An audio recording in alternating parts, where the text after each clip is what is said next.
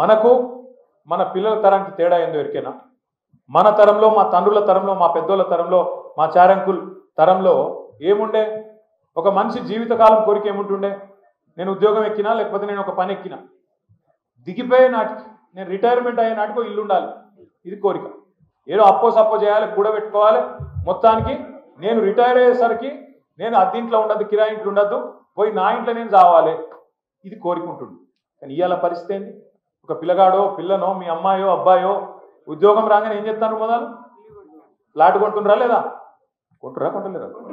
ఒక ఐటీ ఉద్యోగమో, లేకపోతే ఇప్పుడు ఇవాళ ఒక ఫార్మాస్యూటికల్ కంపెనీల ఉద్యోగమో. ఎందుకంటే ఇదివరకు ఇప్పటికి తేడా ఏంటంటే, ఒకప్పుడేమో ఉద్యోగం దిగిపోయినాడు ఇల్లు కావాలని ఆలోచన చేద్దాం, కానీ ఇవాళ ఏం ఆలోచన చేస్తాను? ఉద్యోగం ఎక్కంగానే ఇల్లు కావాలని ఆలోచన చేస్తాను. ఎందుకంటే సమాజంలో వచ్చిన మార్పు అది. ఏం మార్పు వచ్చింది? ఇవాళ నువ్వు కేవలం ఉద్యోగం ఎక్కంగానే ఇంకా 30 ఏళ్ళు ఈ పిల్లగాడో పిల్లనో పనిచేస్తారు, వీళ్ళు సంపాదించుకునే తెలివి ఉంది, చదువు ఉంది, అవకాశాలు ఉన్నాయి అని బ్యాంకులు కూడా గుర్తించినాయి. కాబట్టే అప్పు ఇస్తానే. అప్పు ఎందుకు ఇస్తానే? అది అప్పు కింద చూస్తలేరు వాళ్ళు, పెట్టుబడి అనుకుంటారు. ఆ పిల్లగాని మీద ఎదుగుతున్నోళ్ళు కాబట్టి, తెలివి ఉన్నోళ్ళు కాబట్టి, బుర్ర ఉన్నోళ్ళు కాబట్టి, రేపు మళ్ళా కడతారు కాబట్టి పెట్టుబడి పెడుతున్నా అనుకొని 20 లక్షలో, 30 లక్షలో, 40 లక్షలో ఎంత అయితే అంత బ్యాంకులు అప్పిస్తానే. ఓ గట్లనే తెలంగాణ రాష్ట్రం కూడా పెరుగుతున్న రాష్ట్రం కాబట్టి, తెలివి ఉన్న నాయకుడు ఉన్నాడు కాబట్టి, సంపద పెంచే తెలివితేటలు ఉన్న నాయకుడు కాబట్టి 2014 నుంచి 2024 వరకు మనకు 72,000 కోట్ల అప్పుతోని మనకప్పచెప్తే మనం ఏం చేసినాం? దానికి ఒక దిక్కు పాత బాకీలు కట్టుకుంటా, ఇంటింటికి నీళ్ళు ఇచ్చుకుంటా, కరెంటు సమస్య పరిష్కారం చేసుకుంటా, 1,00,000 కోట్లు రైతుల ఖాతాల్లో రైతు బంధు రూపంలో, 1,00,000 కోట్లలో మళ్ళీ రుణమాఫీ రూపంలో రకరకాలుగా, ఇంకోవైపు ఇరిగేషన్ ప్రాజెక్టులు కట్టుకుంటా, చెరువులను బాగు చేసుకుంటా, ఊర్లను బాగు చేసుకుంటా, జీతాలు పెంచుకుంటా, ఇంతమందిని కడుపులో పెట్టుకొని చూసుకుంటా చేసిన అప్పు మొత్తం ఎంతనే 10 ఏళ్ళల్లో అంటే 4,17,000 కోట్లు. అంటే సంవత్సరానికి 40,000 కోట్ల అప్పు మనం చేసినాం. అప్పు కాదు, నిజంగా చెప్పానంటే అది పెట్టుబడి. ఇవాళ అప్పు చేస్తేవి, అప్పు చేసి నల్లగొండ జిల్లాలో దామరచెర్లలో పెద్ద విద్యుత్ కేంద్రం కట్టినాం, 4,000 మెగావాట్ల విద్యుత్ కేంద్రం కట్టినాం. అది అప్పు అంటావా పెట్టుబడి అంటావా? అది భవిష్యత్తు మీద పెట్టిన పెట్టుబడి కదా. కరెంటు లేకపోతే ఇండస్ట్రీ ఎట్లా నడుస్తుంది?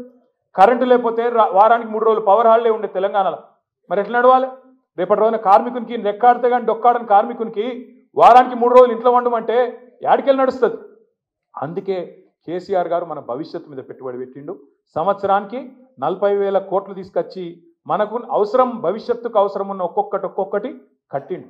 అది కాళేశ్వరం కావచ్చు, పాలమూరు రంగారెడ్డి ఎత్తిపోతల పథకం కావచ్చు, సీతారామ కావచ్చు, దామెరచెర్ల విద్యుత్ కేంద్రం కావచ్చు, యాదాద్రి గుడి కావచ్చు, 33 జిల్లాల్లో 33 మెడికల్ కాలేజీలు కావచ్చు, 2,600 రైతు వేదికలు కావచ్చు, 1,00,000 కోట్ల రూపాయలు రైతుల ఖాతాల్లో వేసుడు కావచ్చు.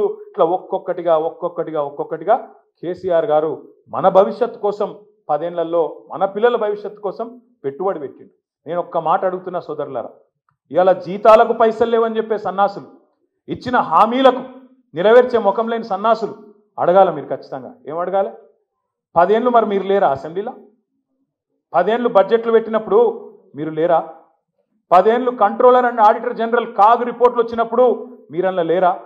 ఇంకొకటి నాకు తెలియక అడుగుతా, లగ్గం పెట్టుకునే ముందు చూస్తారా, లగ్గం అయిపోయినాక చెప్తారా? ఎవడన్నా లగ్గం పెట్టుకునే ముందు చూస్తారు కదా, ఆడ ఏమున్నది పరిస్థితి, అవతల అత్తగారింటికి పిల్లని ఇస్తున్నాం, కొత్తింటికి వాళ్ళు ఉన్నోళ్ళ లేనోళ్ళ, ఏం సంగతి, ఏమున్నది ఏం లేదు చూసుకుంటామా లేదా?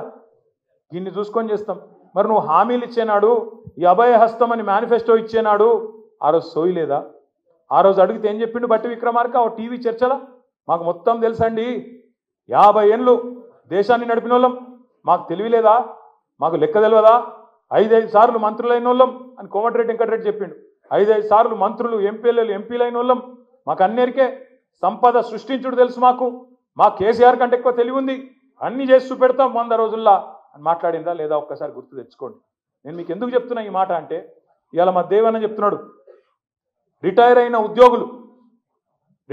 ఉద్యోగులు దాదాపు 8,000 మంది ఉన్నారు.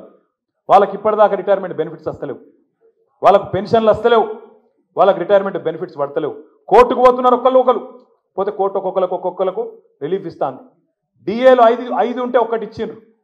పిఆర్సీ దిక్కు కూడా లేదు, పిఆర్సీ చూసుడు లేదు, మీకు జీతాలు ఇచ్చుడే ఎక్కువ అని మాట్లాడుతున్నారు. అందుకే దయచేసి నేను మిమ్మల్ని కోరేది, ఎప్పుడైనా మనం చూడాల్సింది ఆస్తులు అప్పులు 2 చూడాలి. ఆనాడు మీరు అప్పచెప్పినాడు బడ్జెట్ ఎంత, ఈరోజు ఎంత, ఆ రోజు అప్పు ఎంత, ఈరోజు ఎంత.